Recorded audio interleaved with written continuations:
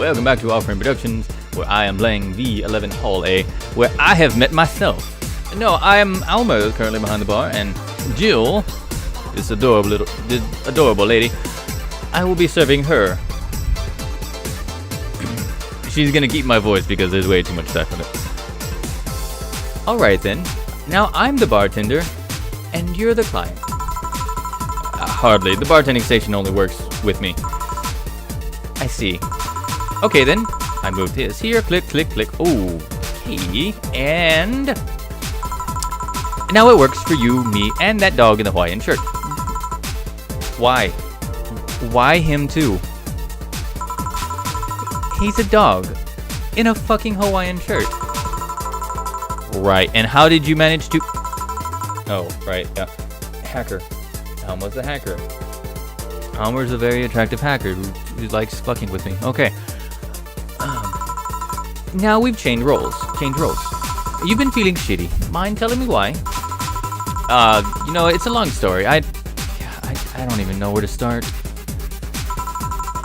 Start from the beginning. Okay. In the beginning, there was darkness. And then somebody said, let there be light. And then Doctor Who came and was like, wait, this is not how it's supposed to go.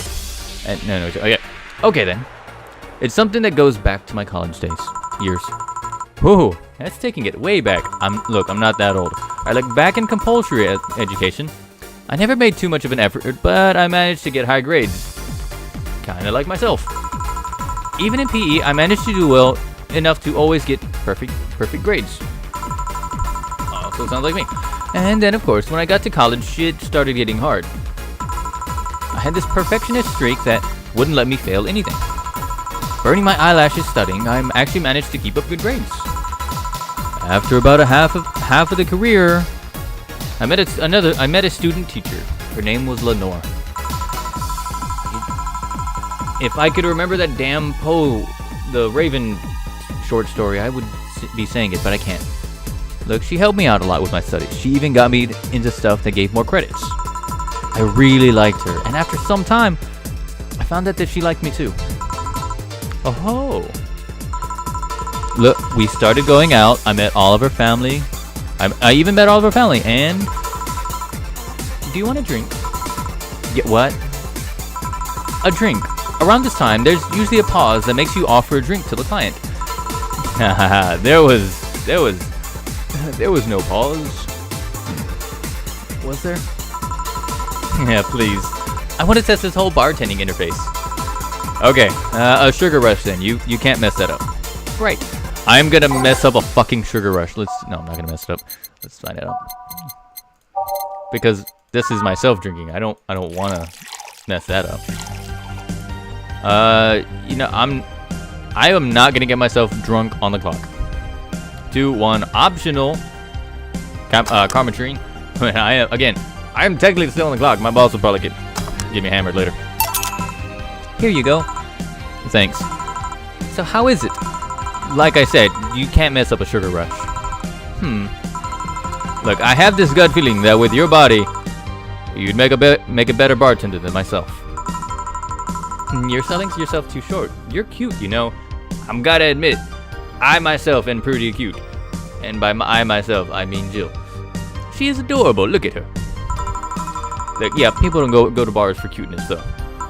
I would go to a bar for cuteness.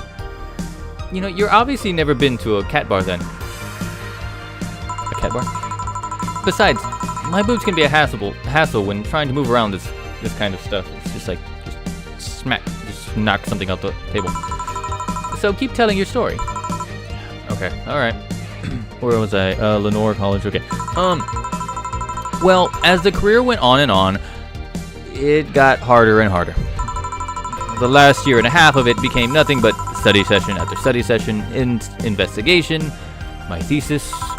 Then, when the graduation ceremony came, I had to make a speech, and suddenly, while reading the speech, I almost had a panic attack.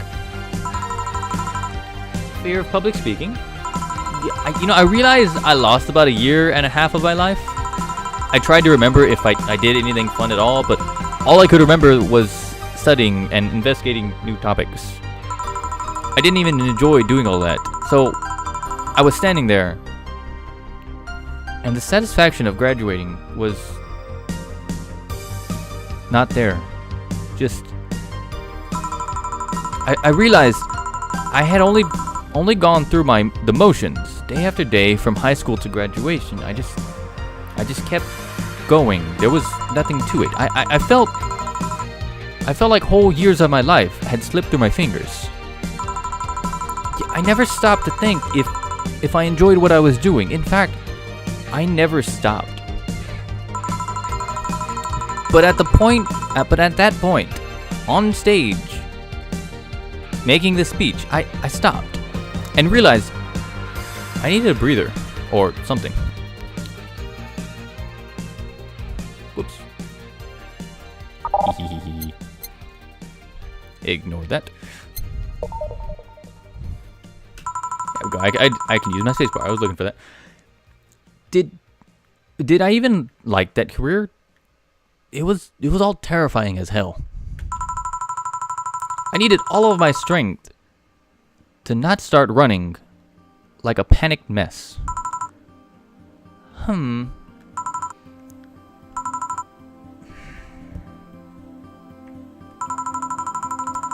So a couple months later, I get an offer to start working at this really big research facility. Lenore was ecstatic. She was so proud. She was so proud of me back then. But I was just scared. That would be my job. I would spend my life expanding on what I did during that year and a half. What if I had a sudden realization like the one I had at graduation? But when I turned 40.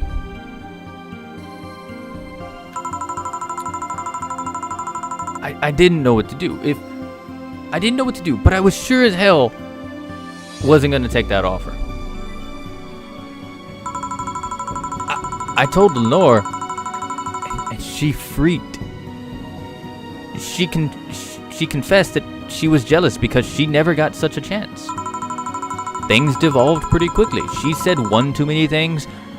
I said one too many things. In the end, I just stormed out of her house. I broke a vase in the process. That vase, it looked at me. I was like, fuck you, vase. And it fell down, slow motion. Yes, vases explode. After that, I never spoke to her again. Damn. I'm sorry. I suddenly feel bad for pushing you to tell me that.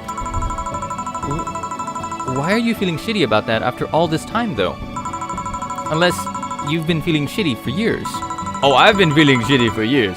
But that's besides the point. I actually have been feeling shitty for years, but thank you. But it's not just because of that. Uh-huh.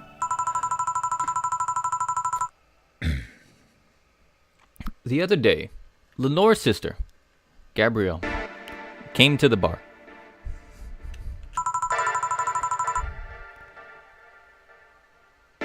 Apparently, Lenore died last week. And I was there making fun of her sister that I couldn't remember. I was like, "Hey, you're underage." It's like, "I'm not underage. Stop saying to me." And then I was talking to Gil, aka John, and we're like making fun. Oh, she gets mad at me. No, I don't know what happened, but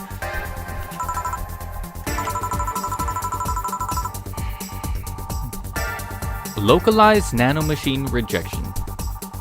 A heart attack. Apparently, she had it for a long time, but never told anybody. And coincidentally, it got worse after I left.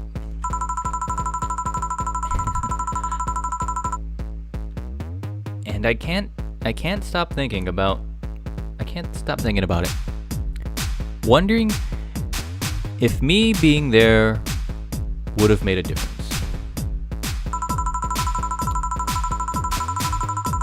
And if it's true, she had it for a long time, why didn't she tell me she was sick when we were together?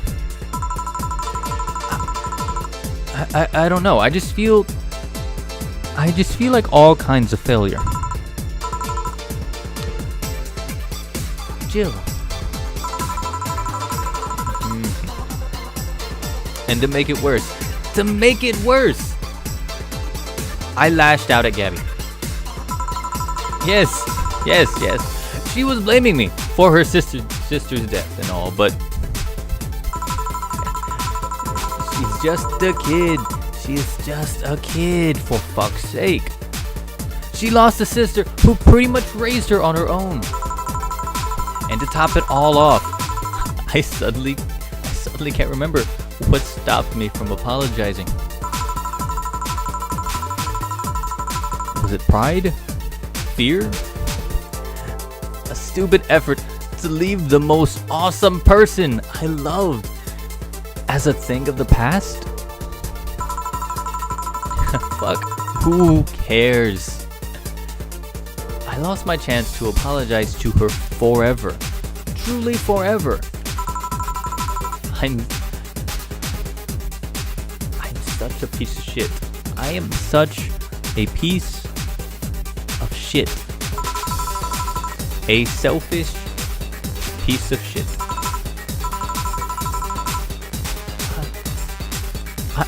I honestly don't know what to say. I didn't expect the story to be this.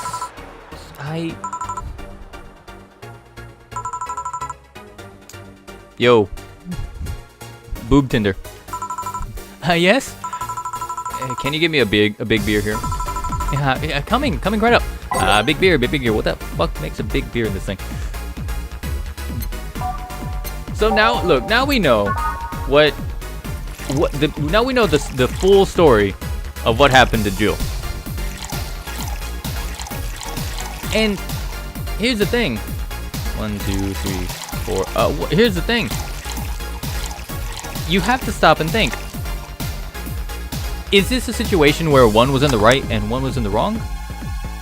Or is it much like life that shit just... It's just sometimes everything just doesn't fit. It's easy. It's very easy in video games and whatnot to say it to have a cause and effect. You know, I go into an RPG and I just fight this villain who had evil inclinations, and then something good happens as a cause and effect. It's never easy in real life though. Jill's not in the wrong. She might not be in the right, but she's not in the wrong. Lenore had every reason not to tell Jill not why she wasn't, you know, whatever.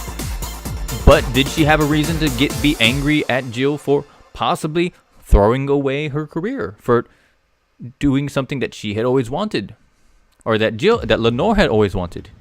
It's a weird balancing act, and sometimes it's just it's not easy to say one person is in the wrong, one person's in the right.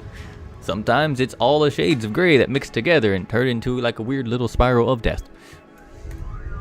Serve. A big beer for Jill. Thanks. You know, I need to remember to take care of the cans in my apartment. Do you drink lots of beer? One of the perks of the BTC issued liver implant is that I can drink lots of beer without getting too wasted. Oh. Hey Jill. What kind of girl was Lenore? Okay, well,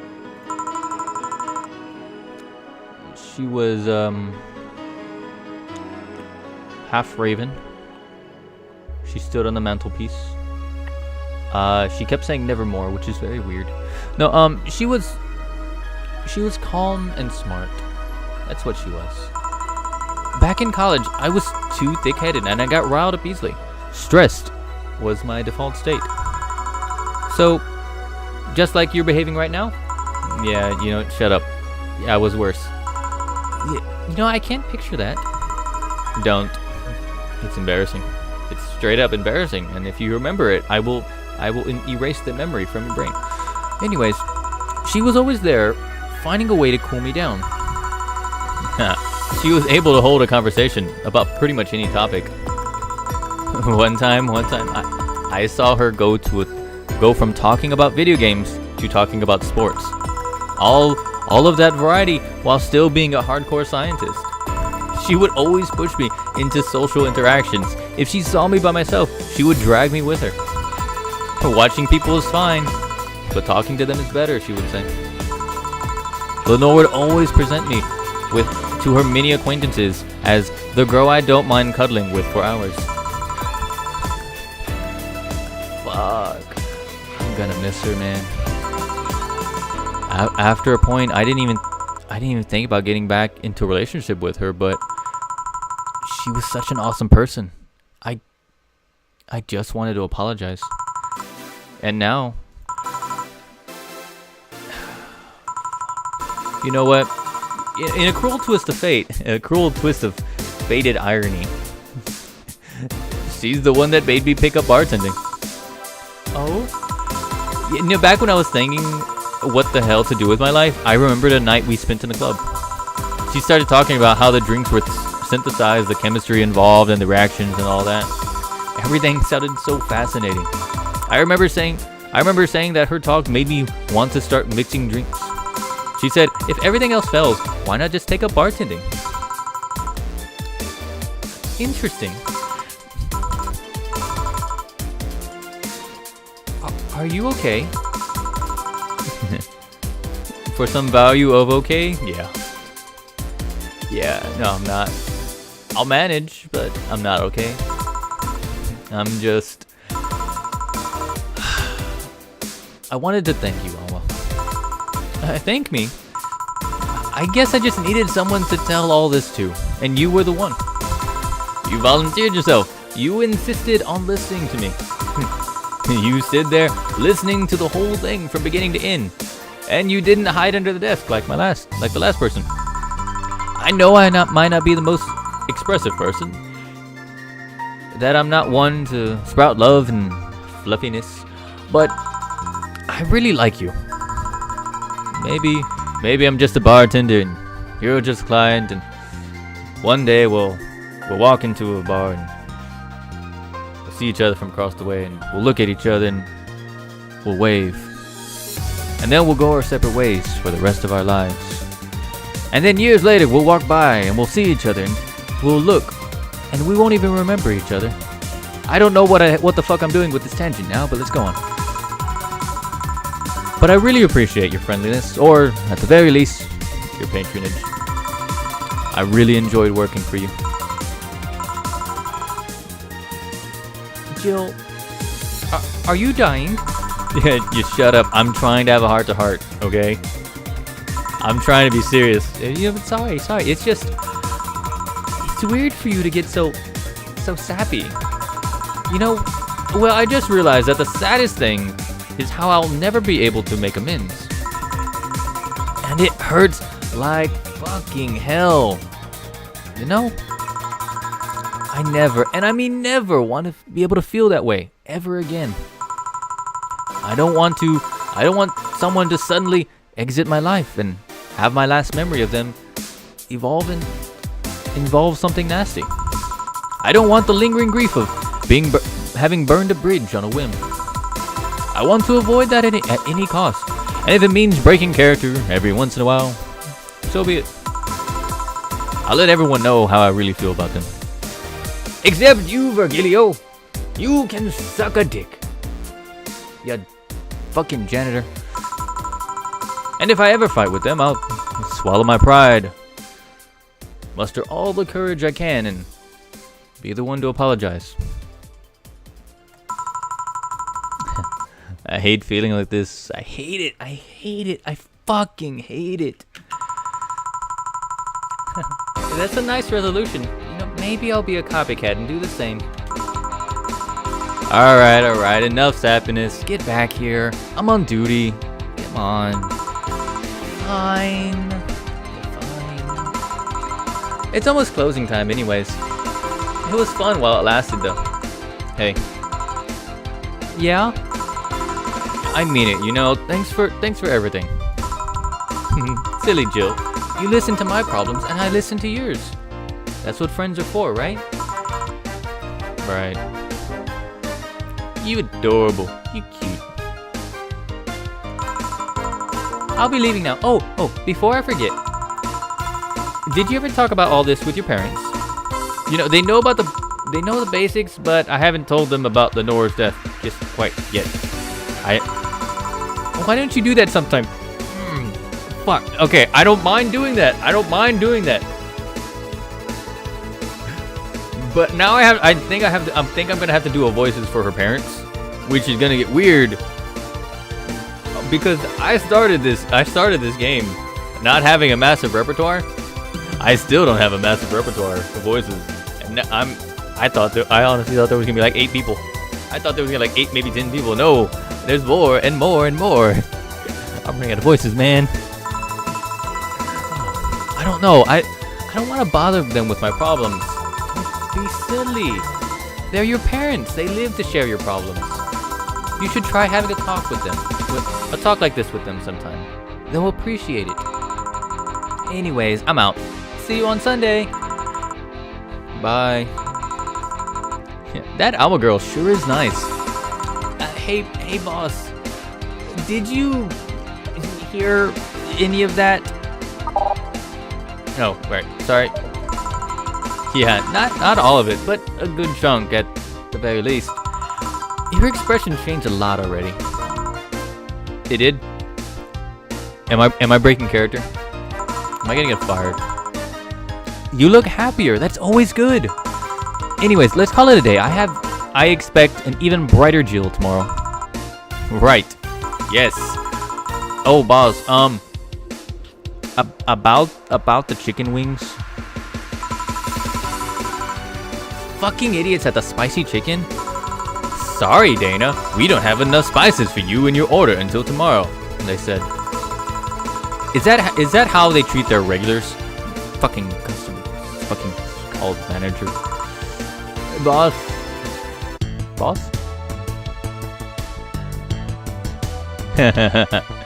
Oh, I love these little red things. If you see the little red things, it says cherish the titty hacker. She's a good friend. And I got $300 for cherishing the titty hacker. Let that be a lesson to everybody. You should always cherish the titty hacker. Well, it has been fun. Thank you for stopping by and staying till this late. Don't forget to leave a like, leave a comment, and just let me know. First, let me know what you guys think about the game. Second, let me know what you think about my voices, which probably border on the same voice, just kind of with a higher pitch. I'm working on it. Still, I hope you guys enjoy. And of course, I'm gonna be back here tomorrow with another game, and I shall see you then. Later.